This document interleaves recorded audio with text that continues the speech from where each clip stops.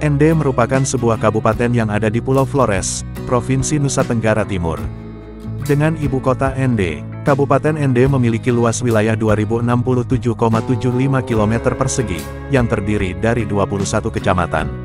Pemandangan indah nan memesona, membuat Ende terkenal dengan potensi pariwisatanya. Namun pariwisata bukanlah potensi Ende satu-satunya. Kabupaten ini juga memiliki potensi lain, seperti hutan yang dipertahankan untuk memberikan manfaat besar bagi rakyatnya. Pertanian dan perkebunan sebagai peningkatan produksi menuju kemampuan swasembada secara merata. Pertambangan berupa mata air panas fumarol, dan batuan teralterasi. Sementara sektor perindustrian, dan perdagangan, menjadi nilai tambah untuk memberikan kesempatan kepada masyarakat untuk berusaha. Menariknya, Ende menjadi salah satu kabupaten yang menginspirasi daerah lain yang ada di Indonesia. Lantaran toleransi dan hubungan kekeluargaan antar warga di kabupaten ini sangatlah tinggi. Meskipun warga yang tinggal di Ende berasal dari suku dan agama yang berbeda-beda, mereka tetap mencerminkan kebinekaan, toleransi, dan santun. Tentunya bukan itu saja hal-hal menarik seputar Ende. Berikut 6 fakta menarik tentang Ende. Kota Pancasila. Pada 1934, Soekarno atau kerap disapa Bung Karno diasingkan ke Ende.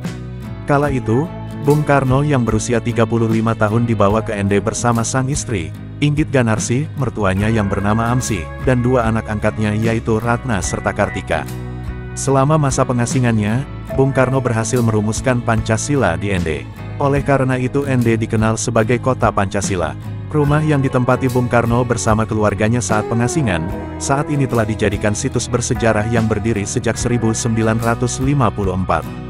Rumah ini dibuat menyerupai museum kecil yang berisi barang-barang Bung Karno dan juga foto keluarga, selama pengasingan. Taman di rumah itu dimanfaatkan Bung Karno untuk merenung, tepatnya di bawah sebuah pohon sukun. Renungannya membuahkan hasil. Saat ini, taman tersebut dikenal dengan Taman Renungan Bung Karno, atau Taman Renungan Pancasila. Sejumlah fakta itu, sempat memunculkan wacana, agar hari jadi Ende seharusnya tanggal 1 Juni. Bersamaan dengan hari lahirnya Pancasila. Namun, sampai saat ini, ulang tahun Ende masih di tanggal 20 Desember tahun 1958. Hal itu berdasarkan penetapan Nusa Tenggara Timur sebagai salah satu provinsi di Indonesia. Dan penerapan daerah tingkat 2 di Nusa Tenggara Timur, yang salah satunya adalah Kabupaten Ende. Kerajinan tertua. Tenun ikat menjadi kerajinan tertua yang ada di Kabupaten Ende. Masyarakat suku Ende Lio mayoritas memiliki bakat usaha di bidang industri kain tenun tradisional. Proses pembuatan tenun masih kental dengan adat istiadat yang erat kaitannya dengan hal mistis dan gaib. Kain ini hanya dibuat oleh wanita, dengan menggunakan bahan-bahan dasar alami. Sehingga pewarnaannya pun masih alami. Proses pembuatannya pun masih manual tanpa menggunakan mesin. Tenun ikat dibuat dengan corak pilihan benang atau serat kapas serta pewarnaan yang khas menggunakan kulit kayu, akar, batang, dan dedaunan. Tenun ikat ini memiliki 3 warna utama, yaitu putih, biru, dan merah sesuai dengan warna Danau Kelimutu. Kampung Adat, merupakan kampung adat yang terletak di ketinggian 1045 meter di atas permukaan laut.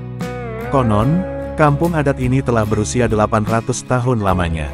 Dahulu, sebelum dimulai pembangunan rumah harus dilaksanakan ritual Nakawisu, yaitu menyembelih seekor ayam, kemudian menebang pohon di hutan pada pukul 12 malam. Pohon tersebut akan digunakan sebagai tiang penyangga rumah nantinya. Rumah yang ada di Kampung Wologe terbagi menjadi 3, yaitu rumah adat, rumah suku, dan rumah besar. Rumah suku digunakan untuk menyimpan benda pusaka atau peninggalan suku. Sedangkan rumah besar, ditempati saat proses ritual berlangsung. Atap rumah yang ada di Kampung Adat Wologe terbuat menjulang tinggi yang bermakna sebagai kewibawaan ketua adat yang dipandang lebih tinggi dari masyarakat adat biasa. Raja Islam pertama, Jari Jawa atau Hussein Jajadiningrat adalah seseorang yang memiliki jasa besar bagi rakyat Ende. Jari Jawa mendapat kepercayaan untuk memimpin suku-suku yang ada di Ende. Hal itu membuat Jari Jawa menjadi raja pertama di kerajaan Islam Ende yang berdiri sekitar 1630 setelah Portugis terusir dari Pulau Ende. Sejak berdirinya kerajaan Islam Ende, tak lagi ada kekuatan asing selama kurang lebih 163 tahun lamanya. Kerajaan Islam Ende berkuasa tanpa gangguan besar sejak 1630 hingga 1793. Danau Tiga Warna. Danau Kelimutu atau yang biasa disebut Danau Tiga Warna, merupakan danau yang terletak di puncak Gunung Kelimutu. Danau ini memiliki 3 warna, yaitu hijau, putih, dan merah. Menurut kepercayaan masyarakat setempat, warna yang dilihat pada danau tersebut memiliki arti serta kekuatan dalam tersendiri dan merupakan tempat keramat serta pemberi kesuburan.